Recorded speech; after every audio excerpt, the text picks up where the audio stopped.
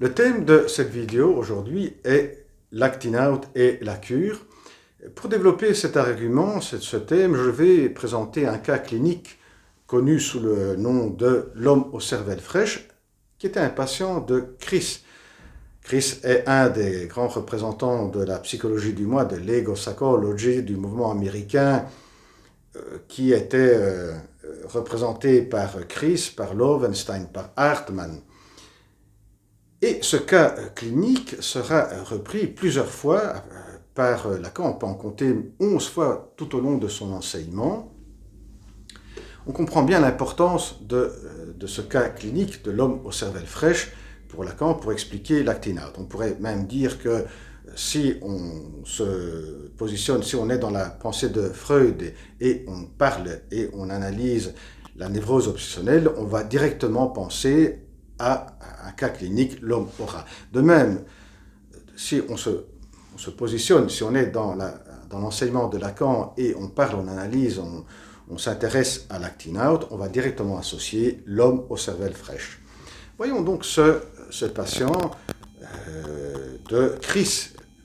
Chris, alors, le site en parle dans un article dont le but est de promouvoir, de mettre en avant tous les bienfaits d'une nouvelle forme de direction de l'analyse de la cure, qui est celle qui est mise en premier plan, qui est la grande nouveauté de ce mouvement de la psychologie du moi, le mouvement américain, qui vont déplacer toute l'attention en analyse pendant les séances, l'attention, donc les interprétations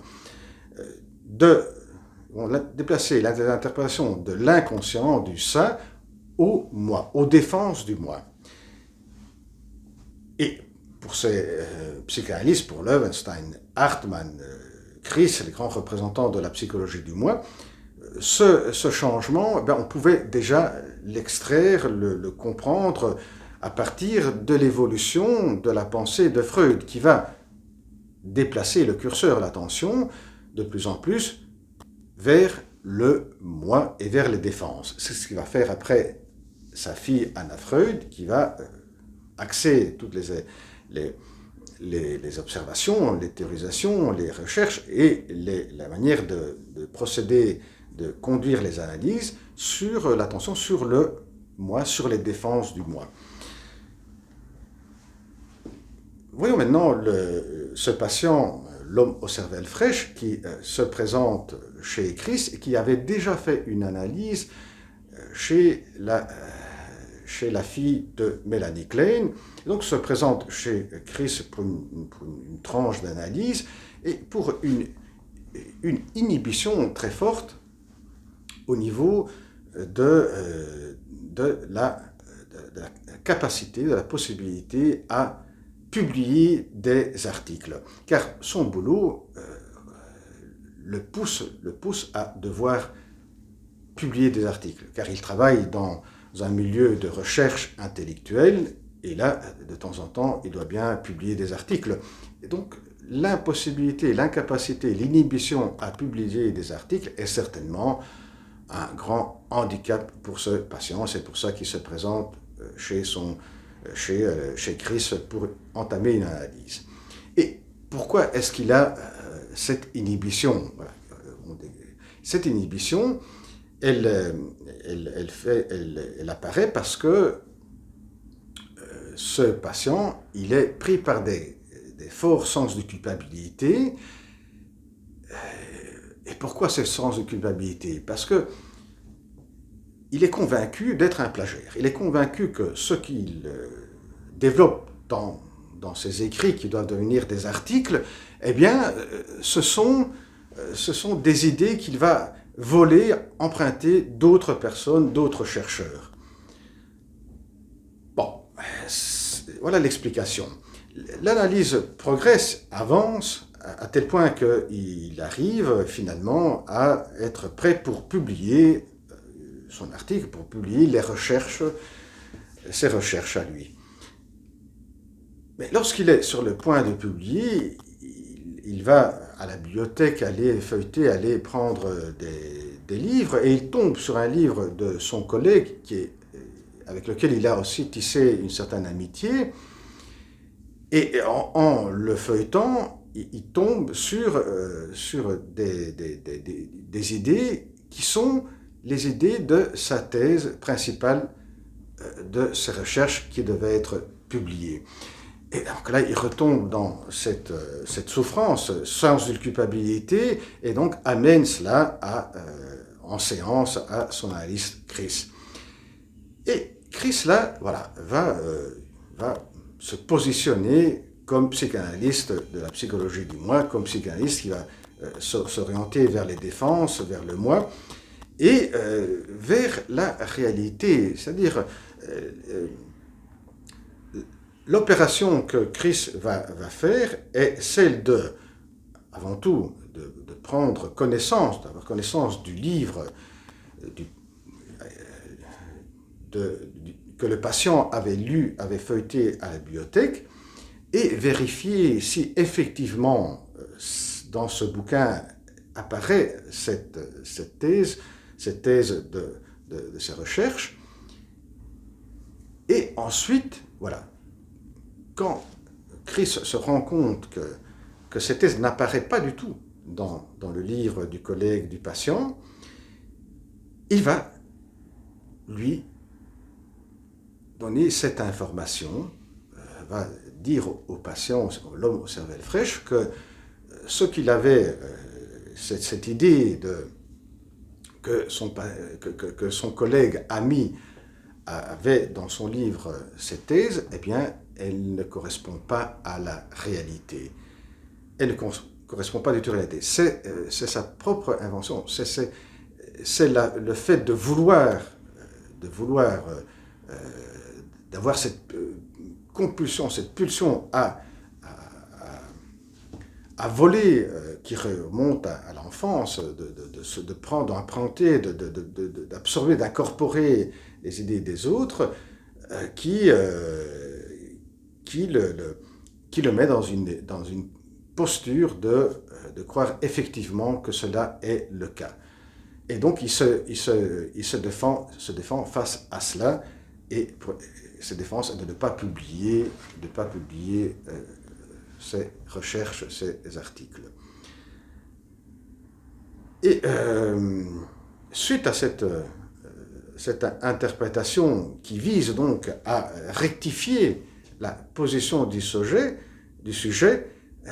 face à la réalité. Voilà, tu penses que ce que tu vas publier a été volé, mais ce n'est pas le cas, tu te rends bien compte que ce n'est pas le cas dans le livre de ton collègue, ça n'apparaît pas cela.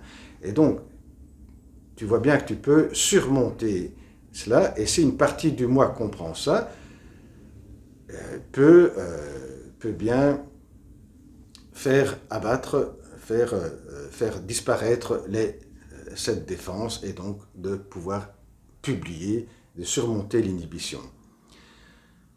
Le patient, par la suite, qu'est-ce qu'il va faire? C'est en sortant des séances, il va se précipiter vers le restaurant, aller voir les menus, où apparaît son plat préféré qui est manger les cervelles fraîches. Voilà pourquoi le patient est connu sous le nom de l'homme aux cervelles fraîches.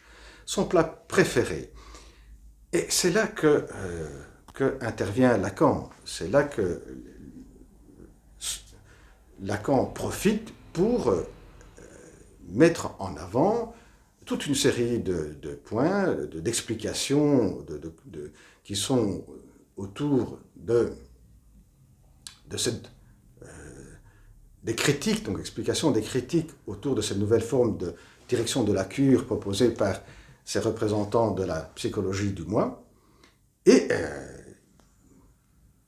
montrer en quoi consiste l'acting out et quelle est sa valeur dans un contexte de relation entre patients, entre analysants et analystes.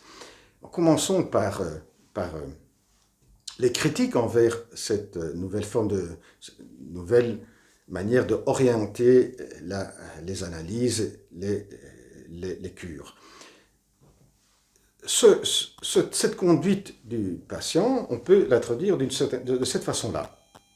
Toi, analyste, tu me dis que mon problème, c'est que je ne me rends pas compte que dans la réalité, voilà,